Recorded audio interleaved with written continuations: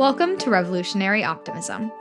Living at this time in history, we're challenged with a convergence of crises that is affecting our daily lives. Issues like economic hardship, a teetering democracy, and the worsening climate emergency have left many Americans feeling more despair than ever. To respond to the challenging times we are living through, physician, humanitarian, and social justice advocate Dr. Paul Zeitz has identified revolutionary optimism as a new cure for hopelessness, despair, and cynicism. Once you commit yourself as a revolutionary optimist, you can bravely unleash your personal power, #unify with others, and accelerate action for our collective repair, justice, and peace. On this podcast, Dr. Zeitz is working to provide you with perspectives from leaders fighting for equity, justice, and peace on their strategies, insights, and tools for overcoming adversity and driving forward revolutionary transformation with unbridled optimism and real-world pragmatism. In this episode, Dr. Zeitz is talking with Ellen Goldstein. Ellen Goldstein is a former World Bank director with over 3 decades of experience in international development, who managed large multi-billion-dollar portfolios in countries in Africa, Asia, and Europe.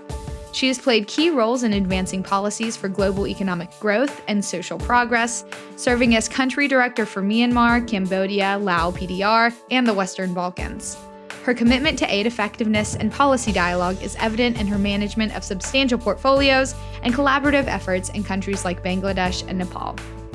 In addition to her impactful career, Goldstein is the author of Damned If You Do: Foreign Aid and My Struggle to Do Right in Myanmar, a thought-provoking exploration of the challenges faced by development practitioners and diplomats.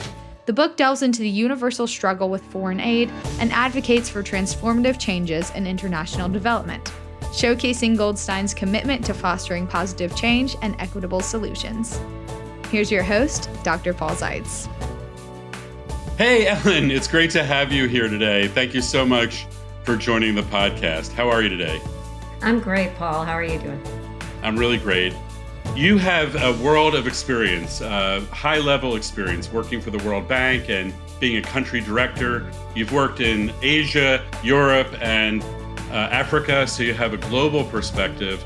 This is the first time we've had someone with that global view on our podcast. We've been mostly focusing on U.S. domestic issues and challenges. So I'm really excited to talk to you and explore your global experience. So I just wanted to give you a chance to introduce yourself, like who are you, what are you about? Then we can bridge into learning about your book. Okay, great. Well, thanks a lot, Paul. And it's wonderful that you invited me here, because I do think that what I've experienced in many countries, especially fragile countries, has a lot of relevance for what's happening today in the United States. In terms of who I am, I guess we can describe it as I had a long career as an international bureaucrat.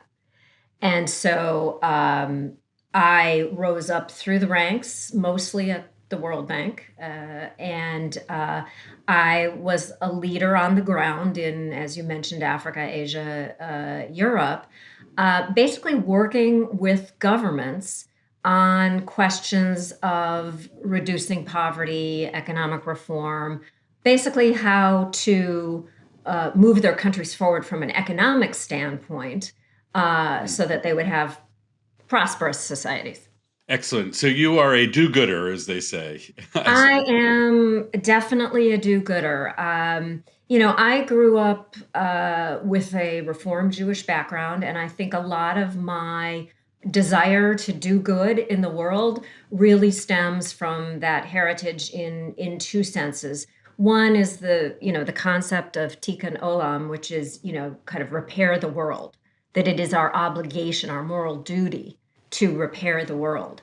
And so, I didn't want to become a doctor or a lawyer, as is, typical and stereotypical. But when I realized that I could literally go out in the world and try to do good, that really fit with that sense. And the other, I think, very striking experience of my childhood was all of the Holocaust lessons that I got. I mean, every one of us every Sunday in Sunday school, every year, our parents, our teachers, our rabbis, our friends, their parents, etc. We all saw over and over again those horrific films, the testimony, etc., which showed us what society can be brought to, how easy it is to go there, and how we have to take action and respond. Otherwise, there is a danger that it could happen again to anybody. Yeah. Extraordinary journey that you are on. You're not done, I know, but you've worked for decades now on international development. And I do want to just acknowledge your journey because you climbed the ladder to the top ranks of the World Bank. And that is not easy for anyone, yet alone a woman during the decades where women were marginalized in institutions like the World Bank and many other institutions. So can you share any kind of experience that you had during your decades of experience where you felt like you had to overcome internal oppression within the institution that allowed you to rise to that high level leadership role? Yeah, well, you're absolutely right that when I began at the World Bank, there were very few women in positions of leadership. And I was among the first generation of women who went out as the head of, offices out in the field. And then I rose up, as you say, to being a director.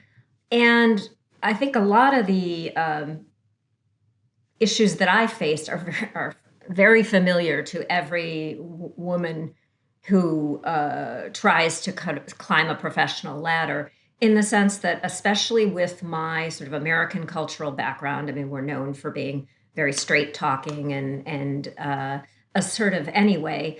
I got a lot of those adjectives thrown at me initially about being abrasive or too assertive or being, acerbic, or lots of words about, being a strong personality.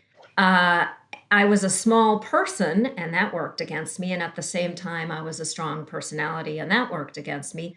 But over the years, I also learned how to more effectively use my power and more effectively step into my power in a way that was not threatening or seemingly abrasive to others, but rather, really could help bring people along with humor and with just, strong leadership, strong and dedicated leadership. Yeah, thank you so much for sharing that. And thank you for cracking the ceiling, if you will, for the next generation and all future generations. We know that women have been oppressed by institutions like the bank and others. And so it's great to know that people like you can break through, and many others now are breaking through. And it's a really important for our future and for our listeners to know, don't let oppression stop you, is the bottom line. It's a good segue to your book, Damned If You Do, which is a deep dive memoir into a certain phase of your life. You were already an experienced leader, and you had already been the head of country programs in other parts of the world. And then circumstances arose where you ended up being the country director in Myanmar at a very auspicious time. So can you just take us to that moment? Tell us how you felt. Like, what was it like on your journey after all the things that you've done? I mean, you're a world traveler, but somehow there was a spark of magic that happened for you that I learned about in your book in Myanmar, and I want to understand that. Well, you're absolutely right that by the time I got there, I had already really risen up through the ranks of the World Bank, and I saw this initially as, okay, it's just another assignment like so many others. I would be covering 3 countries, etc. However, I got to Myanmar, and I was sent to Myanmar actually as the first director level position there, in order to symbolize that Myanmar was re-entering the international community after 5 decades of a very repressive military regime that had essentially isolated the country. I mean, think kind of North Korea-like levels of isolation and deprivation. And so from 2011 onward, the country started this very slow and managed transition toward having a more open society and having a more democratic state. So in 2015, before I got there, late 2015, they had an election, and Aung San Suu Kyi, who was and is a Nobel Prize winning democracy activist, was elected to serve as the head of the government there. And the international community saw this both symbolically and really as, Myanmar was our next big democracy and Myanmar was going to rejoin the international community. And everyone rushed in to provide as much support as we possibly could in terms of, technical support and advisory services, but also just sheer money. I mean, foreign aid. The foreign aid just came pouring in. So when I got sent there, it was on this tremendous wave of optimism, and I was very excited about it too. To be there at that historic moment and to help the country become the true democracy and the prosperous nation that we wanted it to become. President Obama visited Myanmar several years before you arrived. Can you share that experience? Well, I visited Myanmar back in 2013 as a tourist, and this was right after President Obama had come on this historic visit. They eliminated sanctions against the country that had been in place for decades. And again, that lifting of the sanctions and Obama coming to visit was a sign that this country was really being accepted back into the community of countries internationally. So I came as a tourist thinking I was never going to work there. And of course, I bought the $5 Oburma t-shirt to symbolize this wonderful, historic moment. So by the time I got to Myanmar 2 years later in 2017, the civilian government had taken power and foreign aid money was just pouring in under the assumption that we were going to, work with this government to enact the kinds of reforms that we had always hoped for to bring this country out of really dire poverty. I mean, one thing that I should say is that when Burma, which is now called Myanmar, when Myanmar was first independent in 1947, it was one of the richest countries in Asia. And by the time I got there, or even a few years earlier when the military transition began, Myanmar was by far one of the poorest countries in Asia, with less than a third of the population having access to electricity and 2/3 of the children being malnourished. I mean, it was really, really heartbreakingly poor. Yeah, so you arrived as the first ever World Bank country director, and you were riding a wave of optimism about the prospects for democratic transitions to get rooted there. And then there was some really major challenges. There was findings of a UN report, for example, that there were ongoing abuses in Rakhine province, Rakhine state. Can you explain how you dealt with that as a World Bank official? Well, yes, within about a month or so of getting there, it wasn't a report, it was actual military response to a terrorist attack from Rakhine State, as you said, by Rohingya activists. And the military response was so out of control and so horrific, and that it really it shocked the international community, but it also started me on a learning journey. I mean, I had been aware that the Rohingya minority, this Muslim minority in what is largely a Buddhist country, that this minority had been discriminated against for years, but I had not really understood the level of atrocities carried out by the military against not only the Rohingya, but against many of the ethnic minorities in the country. And those minorities are up to 30 or 40% of the population. So we're not talking about a very small group. We're talking about, military engaging in excessive force, gross human rights abuses, killing, extrajudicial killing, rape, torture, arson, forced displacement, a litany of crimes against humanity. And this is what they were doing to the Rohingya in Rakhine State. And so initially, the international community assumed or felt certain that the civilian government under Aung San Suu Kyi would respond by doing all the right things, that it would try to get control of this horrific military response.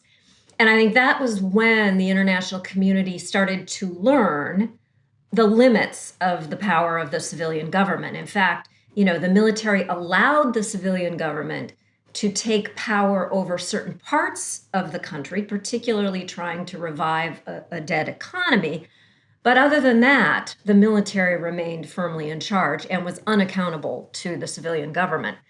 So we then spent the next 3 years as an international community, as a foreign aid community, trying to support and incentivize and persuade the civilian government to do the right things being, restore basic security, help the remaining Rohingya, allow humanitarian aid, prepare for a dignified and voluntary return of the refugees, all of this. And we were not successful.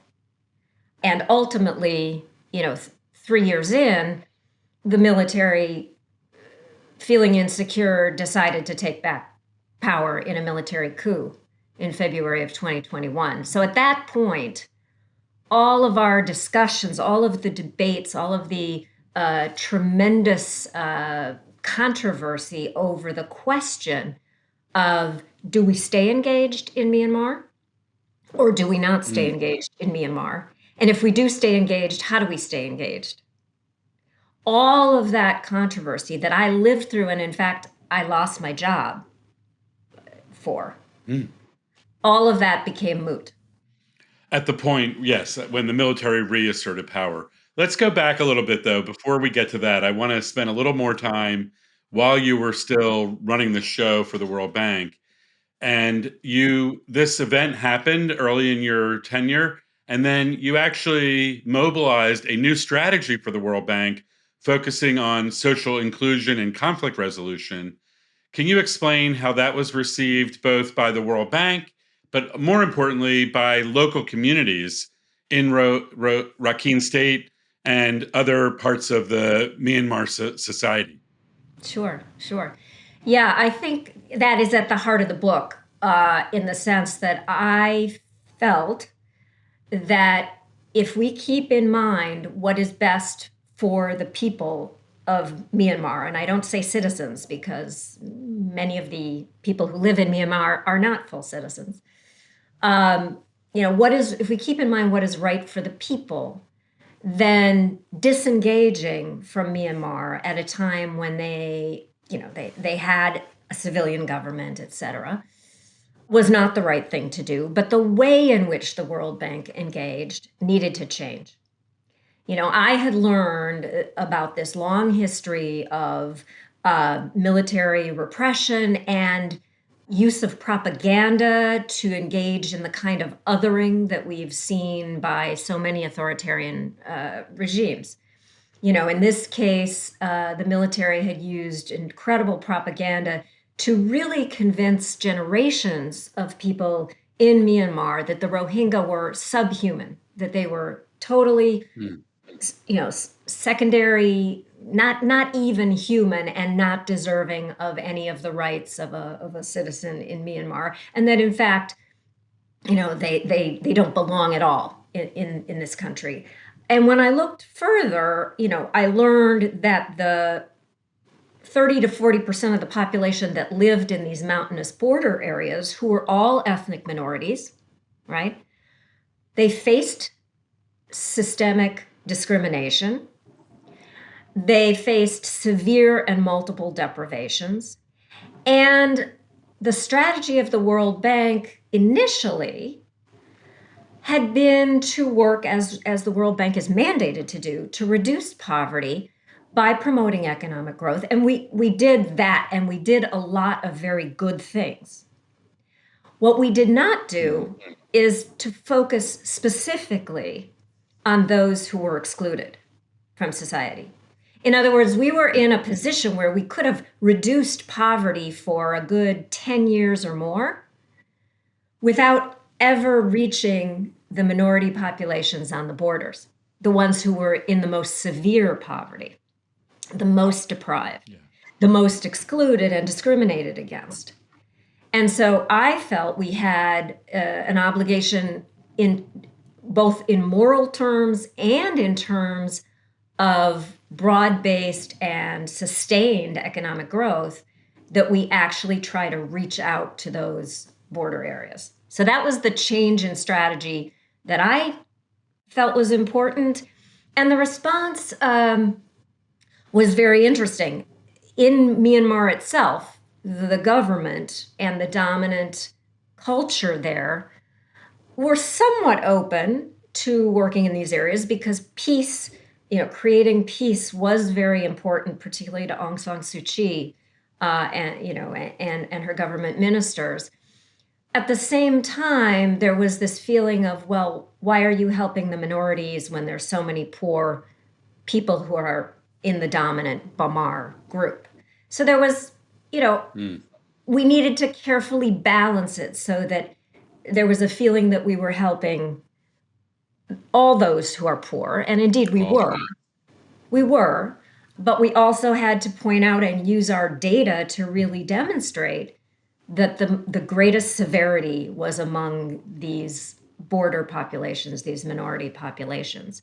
So mixed reaction maybe in the country. At the World Bank, we had, the president of the World Bank flirted, or more than flirted, with the idea that the World Bank should just roll up the carpets, pull out of Myanmar. And that became a point of great contention inside the World Bank, within management of the World Bank. Again, with me being the one to argue that we could have gotten maybe a good New York Times headline if we pulled out. I mean, that would be, front page news. But 15 minutes later, we would have no influence whatsoever over the situation in Myanmar. So it didn't align with the goals of the people in Myanmar, and it didn't help the country in the long run. So I argued in favor of staying engaged, but changing the way we do business. And I will say that the shareholders of the World Bank, because the World Bank is owned by all the countries that belong to the World Bank, and that includes the United States, but it also includes all the other countries of the world, including Myanmar itself. They all own a little, bits and pieces of the World Bank. So the shareholders of the World Bank were all of the view that we needed to stay engaged. And that ran the gamut from the United States to Western Europe to Asian nations, China, Japan, Australia. They all agreed on staying engaged, with obviously some thoughts about how to engage. Right. Yeah, thank you for that. So now take us into the complexity of the role that you were playing as the director of the World Bank and the shifting policy currents, the intention of doing good, staying engaged, trying to optimize the emerging democracy, a new democracy, as much as possible. But then you got caught up in some kind of crossfire. Can you just give us a taste of that and how you coped with that personally? Yeah, it was a really difficult time for me.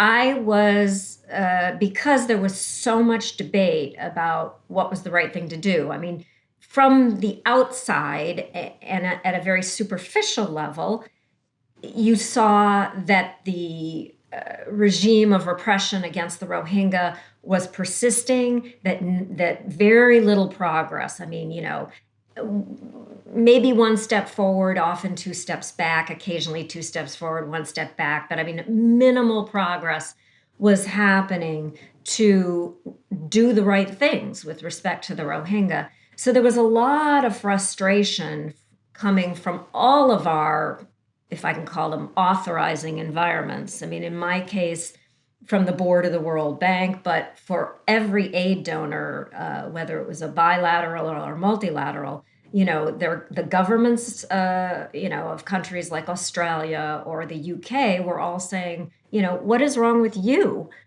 people on the ground, right? There was a tendency to think that if only, I had been a better World Bank country director, or if so-and-so had been a better ambassador, that we surely should have been able to convince Aung San Suu Kyi to take more action to do the right things for the Rohingya. And the reality was twofold. Number one was that we did not have that kind of clout. I mean, this is, again, this hubris, this tendency among Western aid donors to overestimate their financial influence and their political influence at a time when we're in a much more multipolar environment where the impact of China, has become so dominant, especially in Southeast Asia.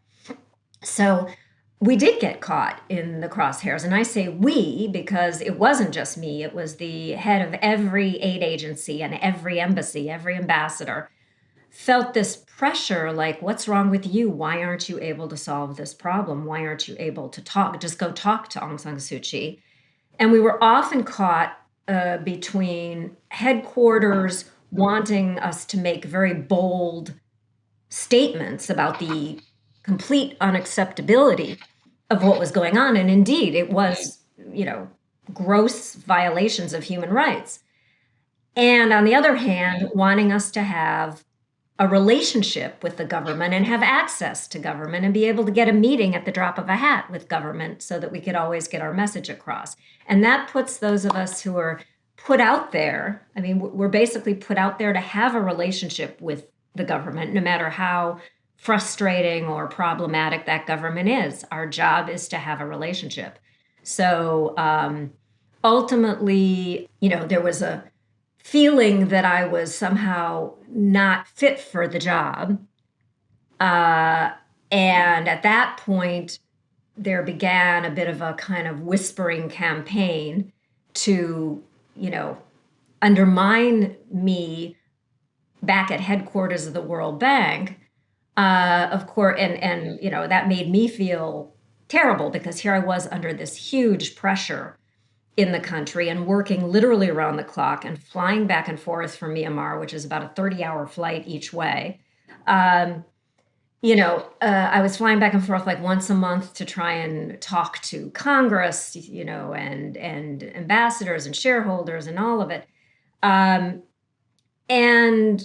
that effort seemingly was not appreciated at all. And in my view, rather than allow a whispering campaign to tear down what I felt was a very strong and positive reputation, I chose to jump before I was pushed out of my job. So it was tough, but what was even tougher was realizing how ineffective we were in trying to help the Rohingya in particular, the remaining Rohingya. There were about 500,000 remaining Rohingya. We weren't very successful in trying to help them, nor were we very successful regionally in trying to create any conditions for the safe and dignified return of the Rohingya refugees from Bangladesh to Myanmar. From Bangladesh. Yeah. Yeah, well, you explain all that in great detail in your book. So I do encourage my readers to go out and learn more and hear the depths of the story. It's really filled with wisdom. And if you want to know what a professional in international development has to go through, it's a great insight into that. And I do want to touch on something in the book about how this affected you personally.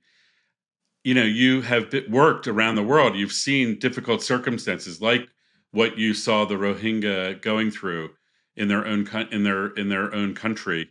How do you deal with that? How do you deal with the realities of the world being so difficult? Like one group of people oppressing other groups of people. This is not unique to Myanmar.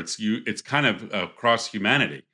Not kind of. It is across humanity, and it takes a toll personally. So I just want to ask you from a heart space, like how does that feel for you when when you witness that kind of suffering and that kind of just poverty?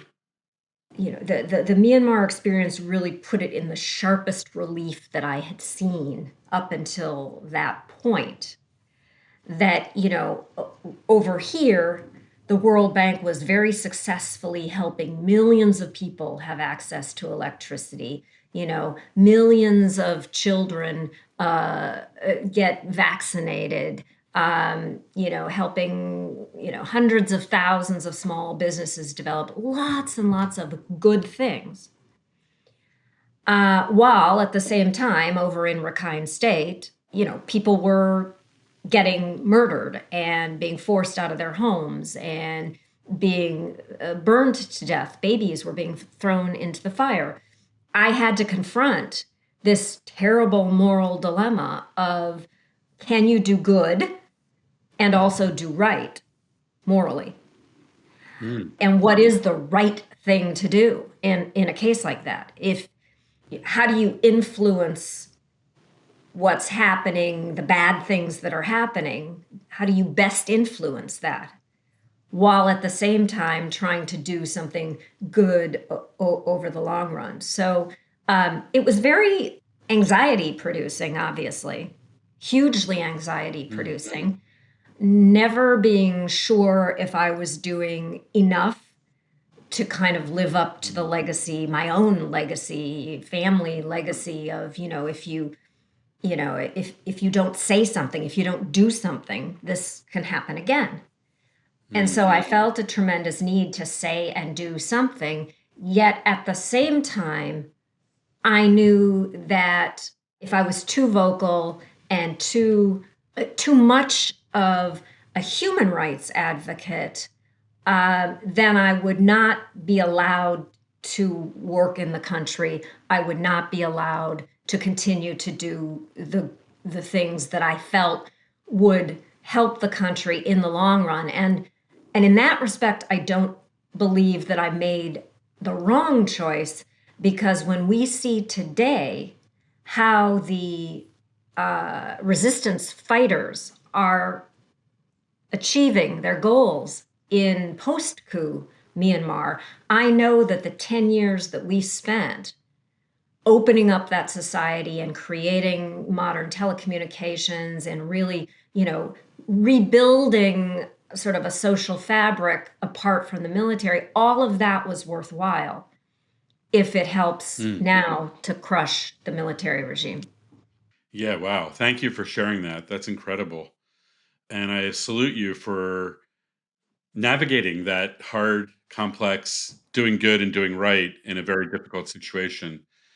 So I want to shift gears slightly and ask you to put on your democracy good do-gooder hat. This was an example in Myanmar where it was a new democracy, fresh start, optimism, and it's been a rocky road.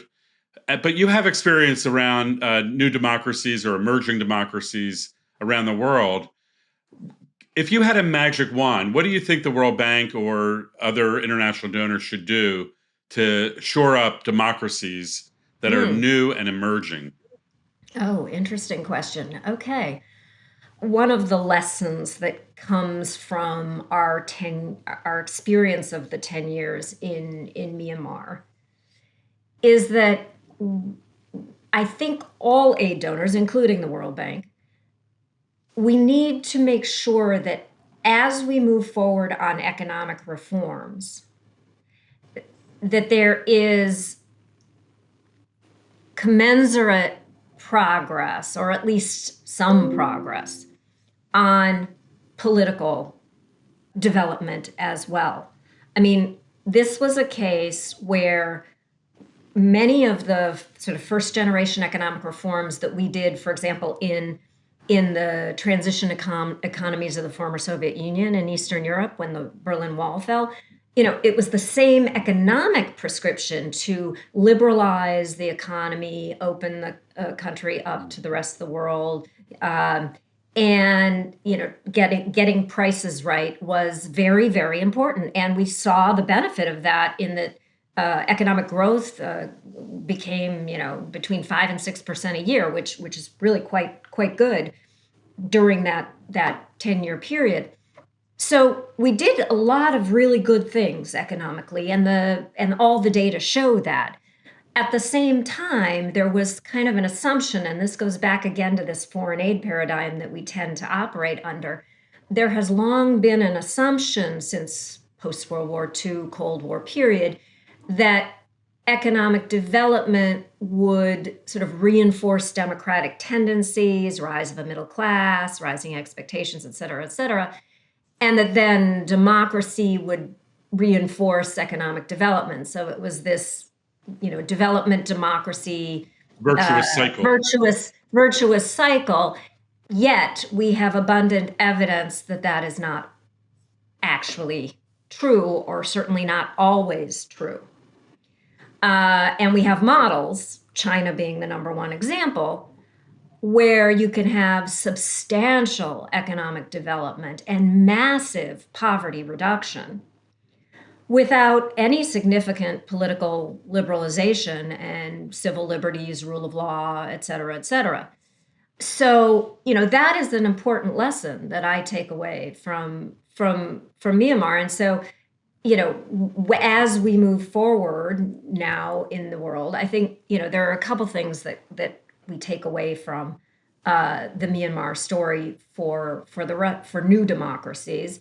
One is that we do pay enough attention to what the World Bank would call governance, which is both sort of political governance and economic governance, but that there be forward movement on the things that matter for everyone to participate in democracy. I mean, at its most fundamental, democracy is about participation, it's about transparency, it's about accountability.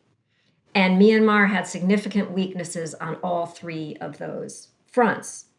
And it did not change significantly in that 10-year period, whereas the economy changed into an unrecognizable state.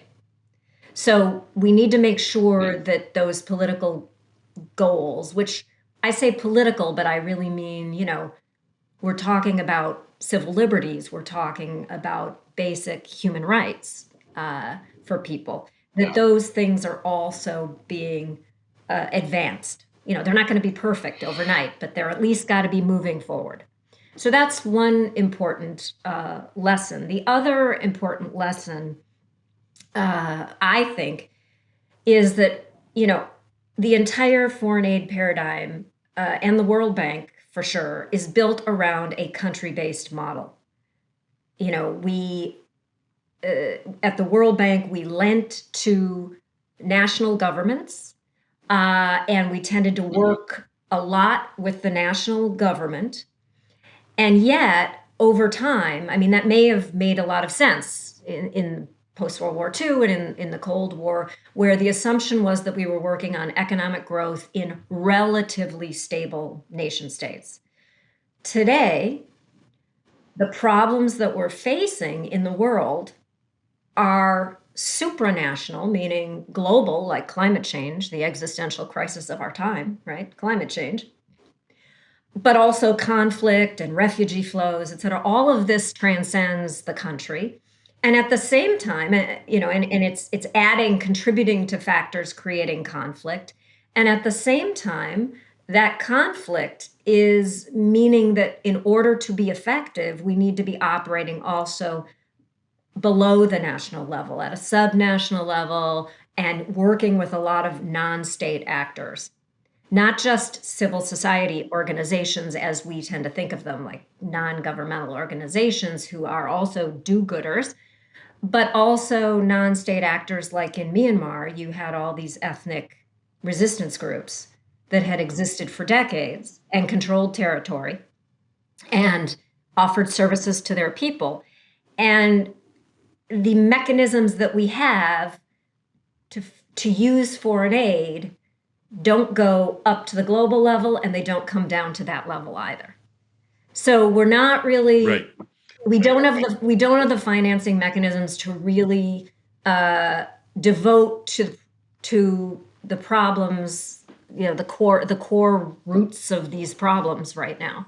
And so I think that's also a big lesson that comes out of the book. Yeah, that's a major trend going on about decolonizing aid and making sure that we build community and social resilience at the place where people live, at the community level. And our instruments, as you say, are not set up for that and are still lacking in being able to do that. And then, of course, the super crises that we're facing are also limited in how we can respond regionally and globally, as well, as you say. So I want to bridge to the last segment here. In your book, you do talk about yourself as an American, of course, and you ride the waves of the political journey we've been on. You talk about your sense of devastation when Donald Trump was first elected, and you came back and participated in that Women's March. Right now, we're in the 2024 election cycle, and there are a lot of experts that believe we're in the midst of an authoritarian takeover of the United States government. And I just wonder if you have any insights or perspectives or lessons from your international experience that you would recommend to listeners here in the United States about how do we protect our democracy? Yeah, thanks. Great question. And indeed, the book, I talk a lot about how I became what I call hypervigilant over what I saw as a weakening of American democracy, which I still definitely see. For people in America, the international community does have a very rich body of knowledge about what happens when countries become, as we call them, fragile and conflict affected, right? And it was funny because I was at a class at Georgetown yesterday that caused me to look at this year's what's called the Fragility Index, right? The Fragility Index is this global index that talks about, how fragile and conflict affected different states are. So it's a very kind of a good kind of indicator, warning signal of when countries are in danger of becoming failed states or losing their democracy, et cetera, et cetera. And America, by global standards, I don't know, Paul, what would you guess? Like, where do you think we would find America in a global ranking? The United States, I would say, I think we're probably in the 30s or 40s. Okay, well, we're in the bottom half of countries now. The bottom half. Wow. Yeah. Wow. Right? So that means, just to make sure my listeners understand, that means that we're at high risk of being, our society, our government is fragile right now at a very high level. Is that what you mean? Yeah, I mean, it's not, the way this index characterizes things, it goes from high sustainability, and up there you have some countries like Norway and Canada. And at the bottom is high alert. And high alert is basically for countries that are at war internally, just a chaotic mess. I mean, Haiti is at high alert right now, right? And we're close to the middle. We're below the middle, but we're close to the middle.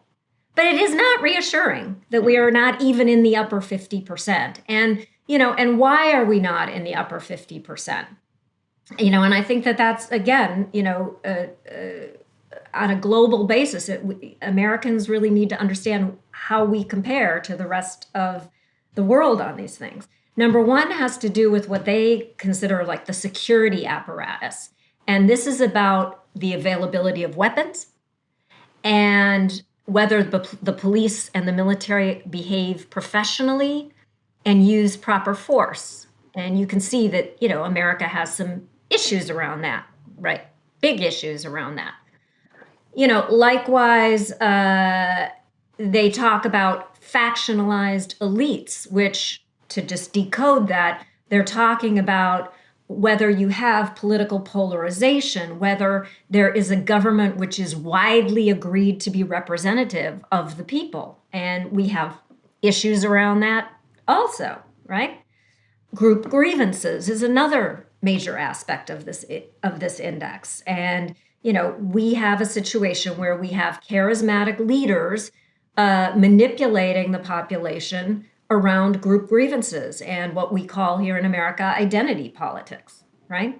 So on a long, big number, and then another one is around human rights, public services, uneven development. These are all the buzzwords from the index, but they're really getting at, access to basic services in the country. And, in a country like ours, where people are struggling for health care and good, high quality public education, where essentially the social contract has very much broken down, you start to see this unraveling of national cohesion. And so I think all the work that's been done internationally to understand fragile and conflict affected states and to intervene in conflict prevention and peace building, all of that toolkit can and should be applied to America today. Yeah, thank you. That reaffirms what we've heard from other guests about sometimes Americans live in a little bit of a bubble and they think they're top of the hill. But when you pop that bubble and you actually look at what's going on globally, we're not doing as great as we think. We're actually in the bottom half on fragility, as you say. And there are a lot of lessons learned. We're not the first or last country that's going to experience the risk of an authoritarian takeover, or maybe we're even going to have to go through it. And then how do we cope with that? There are lessons learned from around the world about how to do that. So thank you for raising that point. I really appreciate it. And I want to thank you so much for being on the podcast today. Obviously, we could talk forever. We have so much to share and learn. But I do want to encourage my readers to read Ellen's book, Damned If You Do. It's a fantastic memoir. And invite her to your class or your school and have her teach your students and bring her out and make sure her wisdom is shared widely. That's what I would like to see. Thank you, Ellen, for your leadership and for all your service to humanity and for doing good under the most difficult circumstances. Thank you, Paul. I appreciate you helping to get the word out.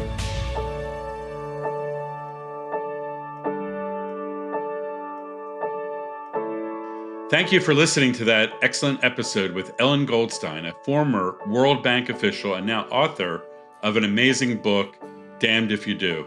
This is a memoir about her years working in Myanmar in the highlight of it being an emerging democracy when a new leader came in and the international community rallied around to try to influence and strengthen democracy. Ellen was caught in the crossfires of the politics of a difficult environment where she was able to redirect aid to a minority Rohingya group and that was being neglected by the military and attacked and abused by the military. At the same time, she wanted to stay and keep the World Bank present in the country. She has a world of experience of working in Eastern Europe and in Africa and throughout Asia as well. And I would say that Ellen is one of those revolutionary optimists that has implanted herself inside of a big bureaucracy. So sometimes we've talked about revolutionary optimism out on the streets or doing advocacy and direct action and movement building.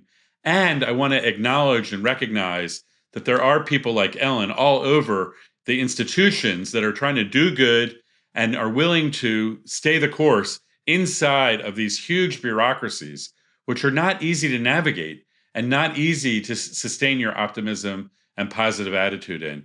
They can be soul-sucking, they can drain your energy and drain your optimism. So kudos to Ellen Goldstein for maintaining herself and her positions of moral clarity and moral integrity through a long journey of service over the decades to many, many people around the world. So that's the kind of revolutionary optimism that we'd like to see happening everywhere. So thanks for listening and have a great week.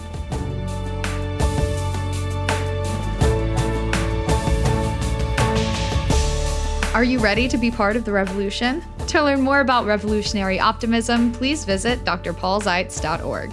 To explore building movements, please visit unifymovements.org. If you like this show, be sure to follow on your favorite podcast app so you don't miss an episode. Revolutionary Optimism, transforming the world, one episode at a time.